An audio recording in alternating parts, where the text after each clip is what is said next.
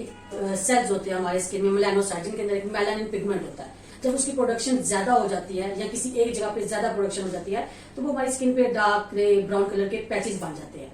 जब वो पैचेस बन जाते हैं तो वो फिर उसको हम हाइपर पिगमेंटेशन या मेलाज्मा करते हैं। फ्राइड आइटम्स होते हैं, फ्राइड एंड स्पाइसी, वो आपकी स्किन में जाके इन्फ्लेमेशन पैदा करते हैं। आफ्टर 18 से लेके आपकी 60 तक की एज में, किसी भी एज में हो सकती है। बिस्मिल्लाहिर्रहमानिर्रहीम, अस्सलाम वालेकुम।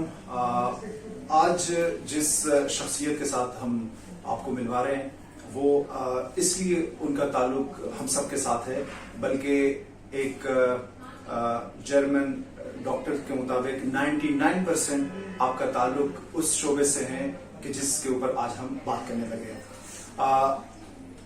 पिगमेंटेशन या मेलाज्मा क्या चीज होती है, और अभी एक ताजा तरीन रिपोर्ट के मुताबिक साउथ एशिया में और खासकर पाकिस्तान में चूंकि हमारी जो खुराक है वो ठीक नहीं है, इसके क्या मामला होते हैं, ये होती क्या चीज है, इसके ऊपर हम बात करेंगे।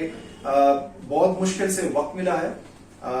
डॉक्टर आबिदा सरदार साहबा के पास आज हम आए हैं। डॉक्टर आबिदा सरदार साहबा की जो इंट्रोडक्शन है वो ये है कि certified member of American academy of aesthetic medicine, Dubai, Sri Lanka में भी इन्होंने काम किया है, जो कि बहुत एक बड़ी प्रोफाइल बनती है। तो ज्यादा वक्त आपका नहीं लूंगा, डायरेक्ट चलते हैं डॉक्टर साहब के पास। आपके वक्त का बहुत बहुत शुक्रिया, बड़ी मुश्किल से आपने वक्त दिया। इतनी हम अगर ट्राई कर लेते तो शायद इमरान खान साहब से भी इंटरव्यू का मुलाकात का जो है हो जाता, लेकिन एनीहाउ आपके वक्त का बहुत बहुत शुक्रिया। सबसे पहला मेरा सवाल ये है कि पिगमेंटेशन या मेलाज्मा होती क्या चीज है, ये किस उम्र में ज्यादा अफेक्ट करती है? होता ये है बिलाल के पिगमेंटेशन, पहले तो सबसे पहले सबको मेरी तरफ से अस्सलाम वालेकुम। तो पिगमेंटेशन जो होती है ये हमारे जो स्किन में, जो स्किन का कलर होता है, हमारे हेयर का कलर होता है, आईज का कलर होता है, एक सेल्स होते हैं हमारे स्किन में मेलानोसाइट, जिनके अंदर एक मेलानिन पिगमेंट होता है। जब उसकी प्रोडक्शन ज्यादा हो जाती है या किसी एक जगह पे ज्यादा प्रोडक्शन हो जाती है तो वो हमारी स्किन पे डार्क ग्रे ब्राउन कलर के पैचेस बन जाते हैं। जब वो पैचेस बन जाते हैं तो वो फिर उसको हम हाइपर पिगमेंटेशन या मेलाज्मा करते हैं।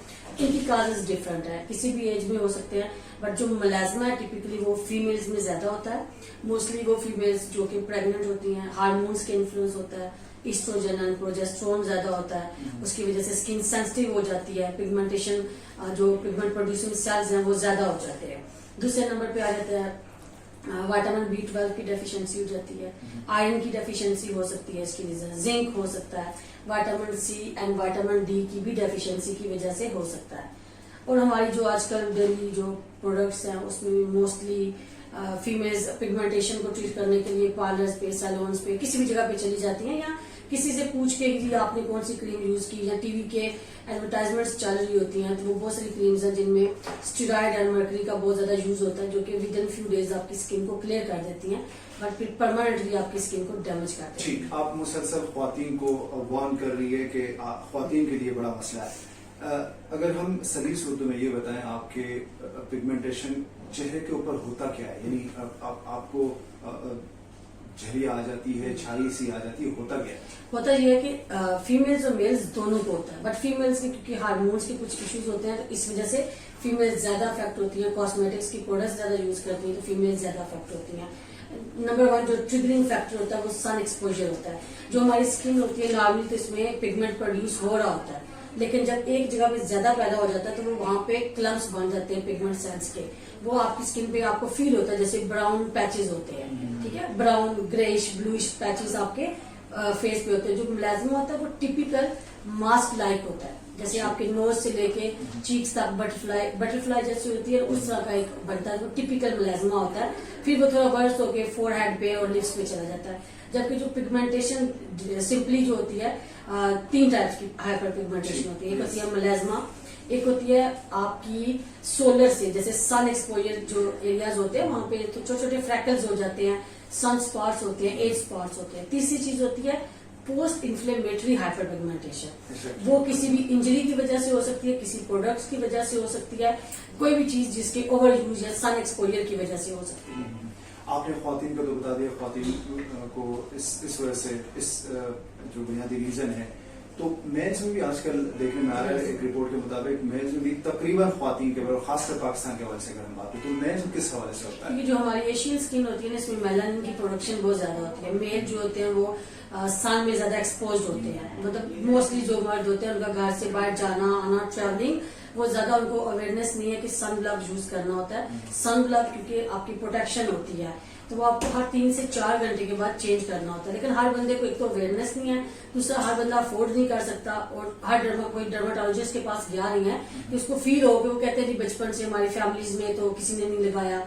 तो इसलिए एक तो वो रीजन है, दूसरा उनमें भी डिफरेंट विटामिन डी की डेफिशिएंसी, आयरन की डेफिशिएंसी, जिंक की डेफिशिएंसी, थायराइड की एबनॉर्मलिटीज होती हैं, बहुत सारी डेफिशिएंसीज उनमें भी होती हैं। और दूसरा ये कि अब मर्द भी हमारे पास फीमेल्स एंड मेल्स इक्वली आ रहे हैं, क्योंकि वो भी कॉस्मेटिक्स यूज कर रहे हैं। तो हमारी मोस्टली प्रोडक्ट्स जो हैं, जो कि रिसर्च एंड उन पे नहीं हुई प्रॉपर, तो जो भी यूज हो रही है लोकली प्रोडक्ट्स भी हैं, और जो कि बाहर से भी कुछ ऐसी कंट्रीज हैं जिनमें स्टेरॉइड एंड मर्क्यूरी बहुत ज्यादा है, स्पेशली इंडियन प्रोडक्ट्स में भी और पाकिस्तान की प्रोडक्ट्स में।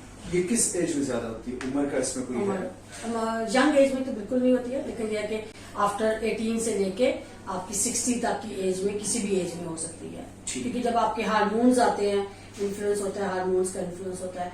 आपका जो मेन मैंने आपको बताया ना, काज होती है सन, सूरज का एक्सपोजर, उसमें भी इंफ्रारेड लाइट्स भी होती हैं, जैसे हीट की वजह से हो सकती है, अल्ट्रावायलेट रेज की वजह से होती है, और आपकी जो विजिबल लाइट्स, इवन जो आजकल मोबाइल की, गैजेट्स की ब्लू लाइट्स है, उससे भी होता है पिगमेंटेशन। इसका अगर आप ब्रीफली हल बताएं कि हल क्या है, क्योंकि आपने जैसे बताया कि ये ख्वातीन और मर्दों में दोनों बराबर, और साथ वैसे भी मर्दों के ऊपर जुल्म होता है, लेकिन अगर आप ये बताएं कि इसका हल क्या है, और सलीस उर्दू में अगर हम सलीस उर्दू में सिंपल ये है कि सबसे पहले तो जिसको भी पिगमेंटेशन हो गई है, जैसे मैंने बताया मास्क लाइक अगर हो गया है, तो वो मुलाजमा है, खुद से बिल्कुल ट्रीट ना करें, किसी से पूछ के क्रीम्स मत यूज करें। सबसे पहला इशू ये है कि आप अपने कुछ हार्मोन्स टेस्ट होते हैं, ब्लड टेस्ट हम करवाते हैं, वो जो मैंने आपको बताया विटामिन डी का, जिंक का, आयरन का, विटामिन B12 का, इन चीजों के टेस्ट करवा लें।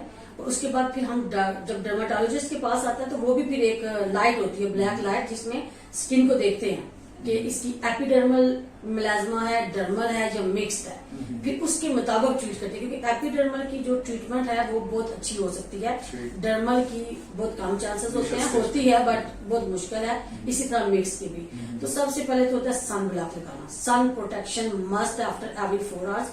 उसके बाद सुबह की रूटीन में अगर कोई यूज करना चाहता है तो विटामिन C यूज कर ले, ठीक है। विटामिन C और नाइसिनामाइड होता है, वो भी आपकी जो पिगमेंट वाले सेल्स हैं उनकी ट्रांसफर को ब्लॉक करता है। और रात के टाइम फिर 3-4 प्रोडक्ट्स होती हैं जो कि डिफरेंट है, रेटिनॉइड यूज कर सकते हैं आप, कोई पील्स जो होती हैं डॉक्टर्स के पास आके यूज करवा सकते हैं, और इसके अलावा alpha arbutin, glycolic acid, metallic acid, जी डिफरेंट प्रोडक्ट्स हैं, ओनली डॉक्टर ही आपको प्रिस्क्राइब कर सकता है। तो डॉक्टर्स के पास ये कि हमारे पास आप पिको लेजर करवा सकते हैं, वो भी पिगमेंटेशन के लिए बहुत अच्छी है, बट हर पिगमेंटेशन लेजर के साथ ट्रीट नहीं करनी होती है, कुछ पिगमेंटेशन को रिवर्स करते हैं। अगर कोई बंदा डॉक्टर के पास नहीं जा सकता है, कोई मुश्किल है, तो कोई इसका नेचुरल तरीका का है? नेचुरल तरीका का ये है कि आप जितना हो सके हीट से, सन से बचाएं, सन ब्लॉक लगाएं, विटामिन C के सीरम्स आजकल हर जगह पे अवेलेबल है, वो लगाएं।